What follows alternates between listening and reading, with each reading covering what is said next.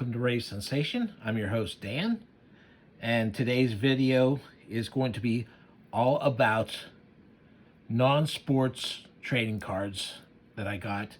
These are mostly from the 80s and 90s. There might be a few that creep up a little past that, but I think that's about the time period. So let's go ahead and take a look at these, shall we? Let's move a couple of these out of the way. For the start, I am going to start with, and I've got these loosely based around publishers right now. This first one we'll do is the Oddball Comics, and this is put together by Scott Shaw. He is a working cartoonist, illustrator, designer, all kinds of good things, comic historian, and he still to this day on social media posts a bunch of posts on funny comics or unusual comics or out-of-place comics that have been published throughout the years. And this set here is some of the covers from some of these oddball comics. Let's see here. There's like this one's the which is a mad ripoff, and looks like a real champ there. Colonel Corn Trains a Champ, and obviously this is one of those comics done by a business to promote their business. The Bouncer, this is a classically ridiculous. Wow, that sure looks. Book of humor, thrills, adventure, and mystery. And this cover conveys none of that. Muggy Doo, Boy Cat, How to Play by Ear. So that's a, yeah. I like this one too. This was a real series that lasted a while because I've seen different covers, but you know the whole idea that you're going to send a cowboy and his horse into space to explore other planets is pretty good. Oh, this is a good one. Picture Parade. The boy giving his dog one last hug before the bomb blows them all away. Yeah, there's another good one. And boy, how's this for the cover of a romance comic? Someone locked up in jail or a psycho ward or something. Yeah, psycho ward. Love lunatic. This is another good romance one. The jilted lover, the jealous lover. But is he the ex-lover of him or her? It's a little hard to tell with that outfit, right? So anyway, there's a bunch of fun ones there, and the comics covers are reproduced really well. It looks really good. So that's a good set there. Kitchen Sink also did, and I will say that Kitchen Sink did some of the best reproductions of all the different places that were putting them out. Well, they didn't just do. The vast majority of these are reprints of old covers and stuff because that's what I was into. But they were also doing card sets by contemporary. This is Robert Williams, and it's got a bunch of his comic book covers here. It's for adults only, it says. It's his, he's got all this nudity. Robert Williams, of course, uses a lot of the hot rod artist kind of slickness and looks to it, to his artwork. Now, he usually works with giant canvases, so it's amazing that his work reproduces at this small size and still looks good. It just shows you how good he is at his, making his stuff read, no matter what the size is. There's some of his hot rod art. So, so yeah, that's a really good set. Let's see. Here's more of what what I got a lot of. This is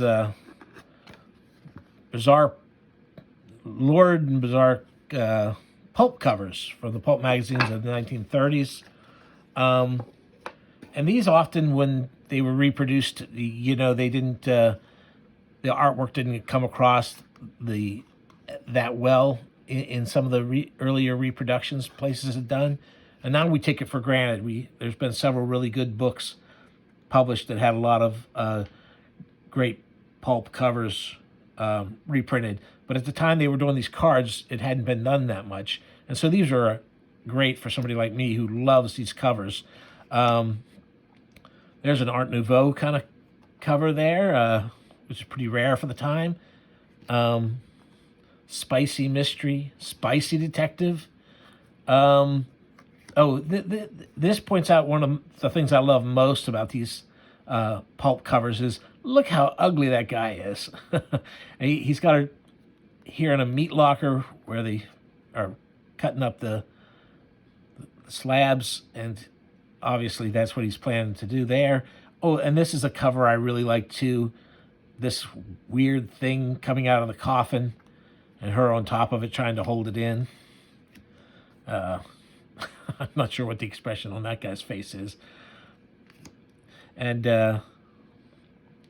this is a weird, I think this is a weird homage to Peter Pan, because this guy's got a hook hand and then he's going to feed her to crocodiles. So doesn't that seem like Captain Hook to you? Yeah. So there's a lot of great covers here. And like I said, the reproduction is the typical kitchen sink. Good job. Thank you, Dennis Kitchen, for putting out such a quality product. Now, a lot of these things have to do, I'm going to be covering a lot of pinup ones, because a lot of these images come from, there's pinup magazines covered here too. And here's Betty Page, Marilyn Monroe, Jane Russell, Focus. So these are all pinup girls from the times. And Candy Bar might not be as recognizable. Another Betty Page. So yeah, covers that were, I remember that. I somehow saw that as a kid. This is pretty old too. I don't know why it was floating around where I got hold of it, but so more Betty Page, Joey Lansing. So once again, this is really good reproductions. One of the things is I love all these old exploitation covers because I love the layouts, the pictures. I love the sell they're doing on these things, the selling, and I think they're great. Chicks and Chuckles, Betty Page being used for the humor mags. So that's another really good set. And, that helps get you primed for some of these other sets coming up. As a matter of fact, I think I'm going to skip to another publisher real quick, as long as we're thinking about it. This is, at one point, I got interested in vintage aircraft nose art. Back in the day, flight crews would bedeck their planes with artwork to personalize their machines, and many of the pictures were pinups.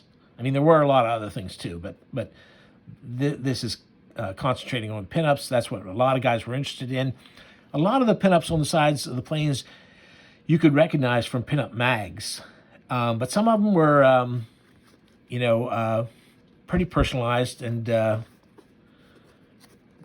thought up out of thin air. And like I said, they weren't all pinups. There's one, a humorous one. Lady in Distress, Hauling Ass, Ape Ship 2.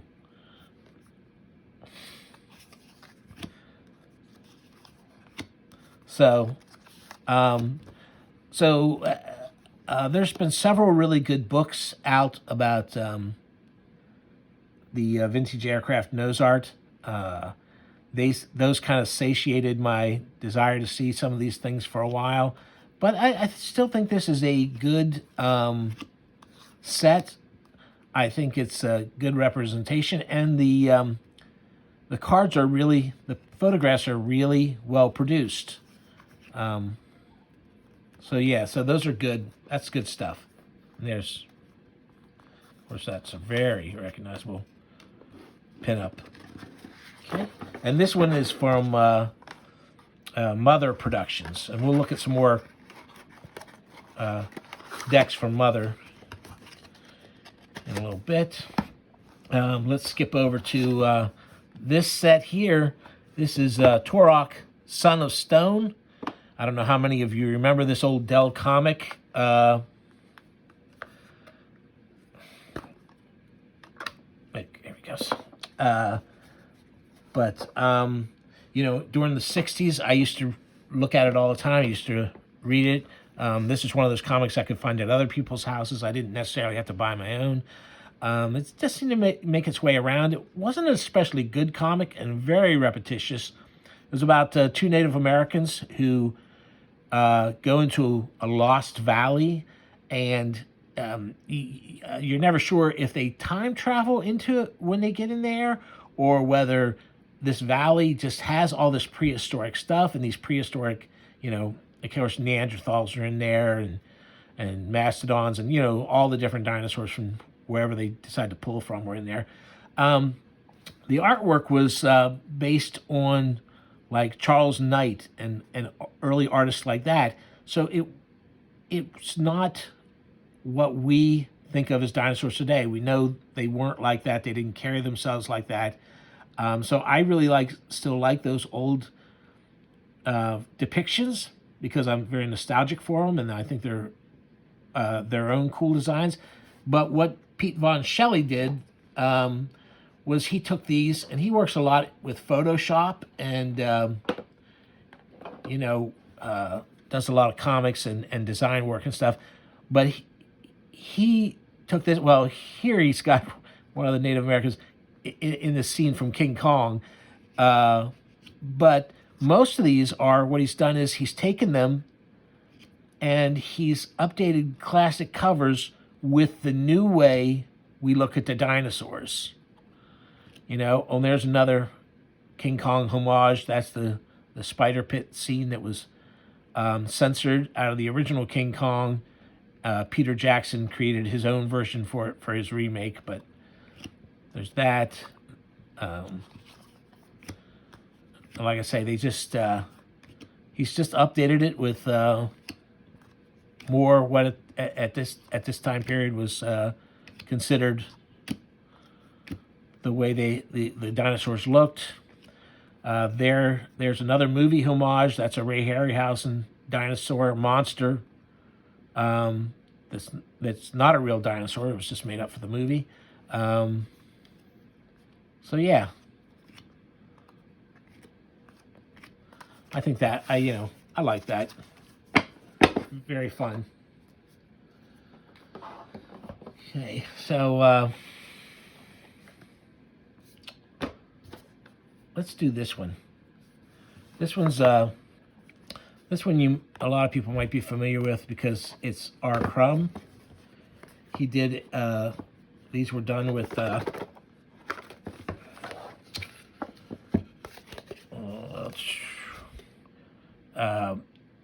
Eclipse Comics and Yazoo Records. Now, Yazoo Records was a reissue label that would reissue 78s, the kind of music that Crumb liked. They did mostly blues, but they also did early jazz and early hillbilly music. And this was the first and by far most successful of the 3 sets, but they did the blues, they did the hillbilly, and they did the early jazz. And, Crumb, of course, made this a lot. He had a lot to do. He made some covers for Yazoo Records that are really cool. Now, the thing about this card set is many of these blues guys, they have one publicity shot to their name. A lot of these are done from the only photographs known of these guys. So, you might say, well, then why not just make a card set of those photographs? But, they're black and white photos. They're not produced very well in most cases. It really, Crumb's artwork adds some real life to these photos, his interpretation of them. And I really love them. If you like Crumb, if you like blues, I think this is probably a must-have. It's probably still available. I don't know about the other two, but this one was so popular, it's been in print for a long time. And if you, every artist in here has some notable work to his name, so you could make I guess these artists are on Spotify. Some of their stuff has been on major label reissues over the years. So, and this is almost all pre-war country blues, unamplified stuff. Not all of it, but most of it. So, yeah. I mean, Blind Gary Davis was recording for folk festivals and folk labels up into the 70s, I believe. So, yeah, so very good. That is a great set and a lot of fun. So, this is a company, 21st Century Archives. This is Women in Peril by Margaret Brundage, and Margaret was seems to be the most prolific of the few women who made covers for the pulps. You might recognize this picture. It's, a lot of people rob from it, use it, homage it. She just did fantastic work for the pulps. Some of the colors on the, like this, I don't know how well I like that reproduction there, but it's not bad. I like this one, A Powerful Werewolf Story. And one thing I will say about these, she did a lot of the Robert E. Howard covers, including ones he had done for Conan. So she's got that going for her. That's a Howard cover. There is a fantastic book, a beautiful, beautiful art book of her work for the pulps. And, that is, if you are interested in the pulps at all, it's one of the must-have books. This card collection is nice, but, it's a big art book. Hopefully I'll dig that out of storage at some point and show that off too. But in the meantime, and here's that cover. Just terrific stuff. The Black Gargoyle. Oh, I like this one too. And this is another Conan cover. See, that's not the Conan. That's not how we think of Conan, but back in the day,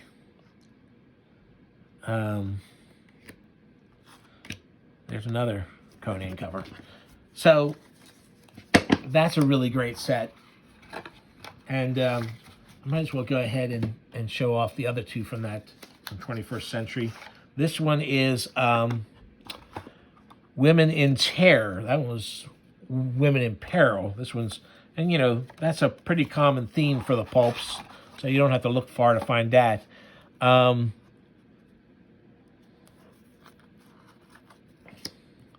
like these kind of forced to marry this hideous looking guy. Here's some kind of weird experiment. There's a guy in a cage in the back with a gorilla head, and there's another gorilla there. Who knows what these guys are planning to do? That's crazy. This is a good one, too. She's running through the door. She thinks she's going to be in safety once she shuts it behind her. And then there's this drooling maniac hiding back there. Again, it's pulp. It's the pulp magazines, 30s, maybe 40s. Of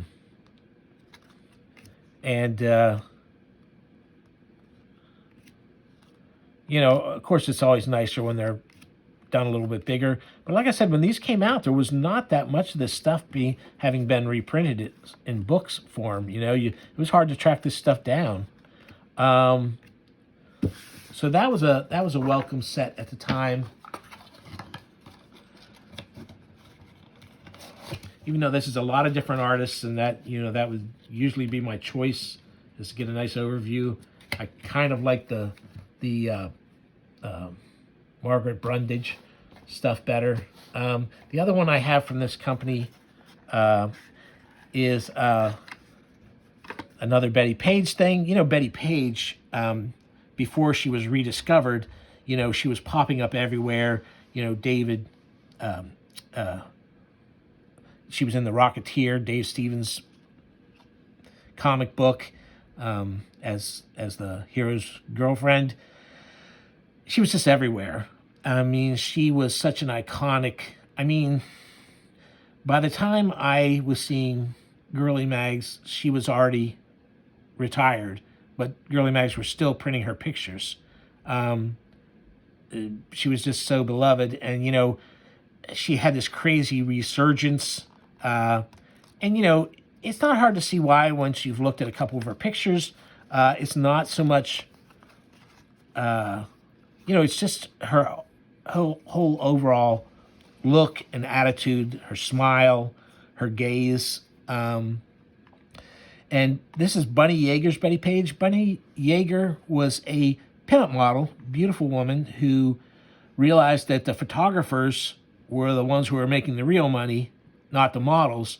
So she became a photographer, and she started taking pictures. And her pictures certainly... she took most of the pictures in Florida, and this series with Betty Page was shot down there, and they're really some iconic pictures of her. And she was at a game reserve for part of the shoot with the animals, and these famous shots on the beach, and she looks like she's having a heck of a time, and these lucky chimps that you see in pictures with pinup models all the time. So anyway, that's a really good one. Bunny Yeager, I'm pretty sure had a couple of other releases done for her stuff, but of course, I was collecting so many different things. I couldn't have all of everything, and this is a nice set. So let's jump back to kitchen sink for a few more. This is more 30s pulp fun. And it's spicy is the title of this card set. And you can see here's some of the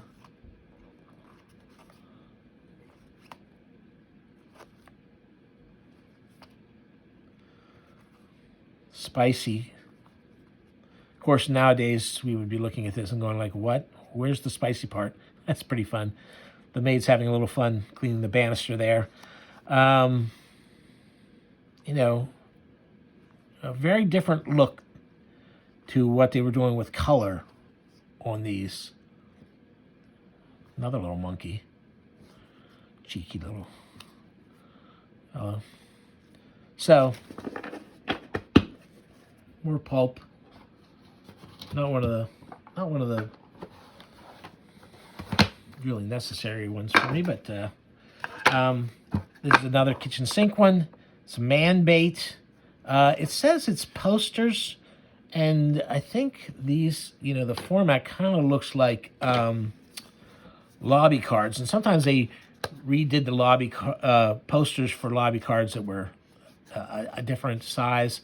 I'm not sure. I think that might be what at least some of these are. But these are for bad girl movies. No biggies. No biggies. But you know, a lot of these look pretty fun. Untamed Youth with Mamie Van Doren. Eddie Cochran is in here too. He was a friend of Mamie Van Doren, and she recorded a few things with him. Eddie Cochran, of course, is a early rock and roll guy who passed away way too young. If you don't know Eddie Cochran's stuff, look him up on your Spotify. Swamp Women, The Playgirl. It's a man trap, and she's the bait. So I got this one, you know, just because I like the rest of them in the series. Doesn't feel quite as essential to me. Not that any of these are essential in this day and age of the books that have been put out and the internet and etc. But just if you're interested in these sets, these old sets, this is my favorite of the kitchen sink ones. This one's Total Trash, paperback art of the 40s and 50s. And once again, it's mostly bad girl stuff.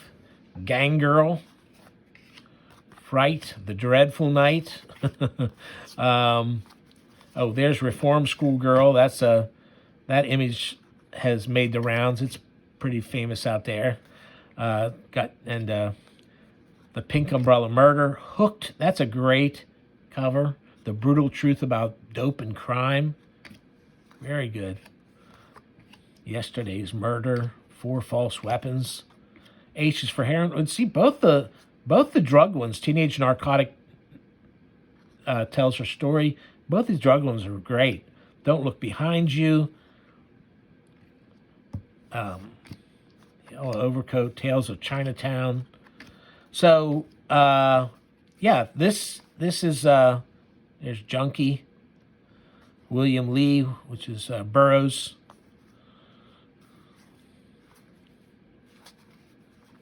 Campus Town. The Hangman's Whip.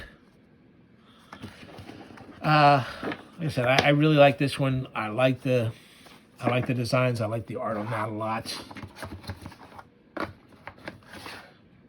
Okay, so I'll go real quick through these since I feel like these are kind of. This is a Betty Page one. This is by the Mother Productions who had done the nose art one, and this is Betty Page pinups, and this looks like the Irving Claw stuff to me. So it's all shot in Irving's studio. There's some pretty famous, shots of Betty here in her fancy underwear and outfits. So there's a topless one. Those are pretty rare. Irving, this is more what Irving's famous for. This is Betty's bondage stuff. I don't think I will pull those out just because there's some of those are pretty, no, let's not do that.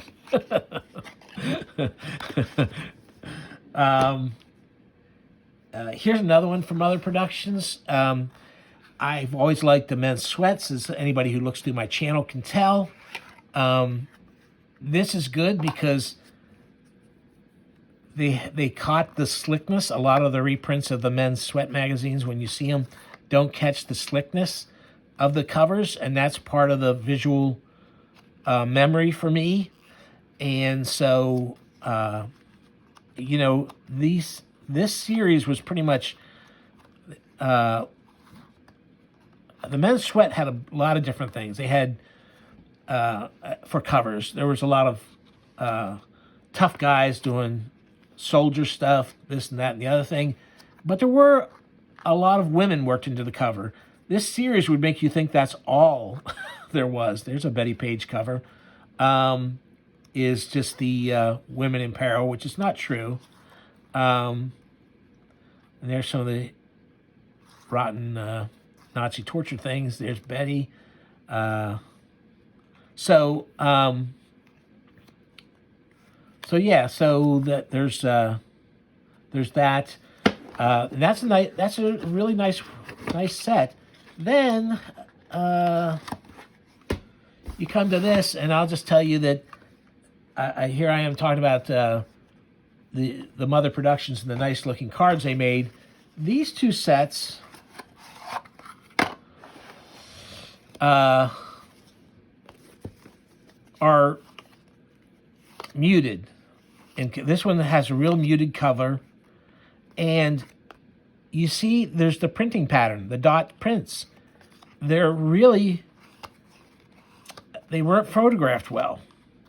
You have to photograph magazine covers correctly, or when you go to print them, the printing process adds another layer of the dots to it, and they just don't look good. You see there's that maybe you can't see it there, but in person I can see it. And so these two sets are not very good at all. And that's too bad because, again, I'm not crazy about the fact that they want to do all this women in peril stuff and the Nazi torture stuff, which was not, yeah, it was there, but it wasn't nearly as predominant as these card sets make them to be. So I guess it's like that old Catskills joke. The food here is terrible, and the portions are so small. Because here I am, complaining about there not being enough of this stuff, and then complaining. No, that's not true. That's not how that doesn't compare to that joke. But I'm not gonna cut that out, folks. I screwed it up. But I'm gonna leave it there. So that's the end of that. You saw how many good ones, how many things I really liked that were in here, and only a few stinkers. Of course, your mileage may vary, and I'm sure this is only the tip of the iceberg of these things. If you've got some of them, and I'd love to hear from you about it. If you've got some other ones that you think I would fall in line with what I liked here, please comment. And that's all for this one.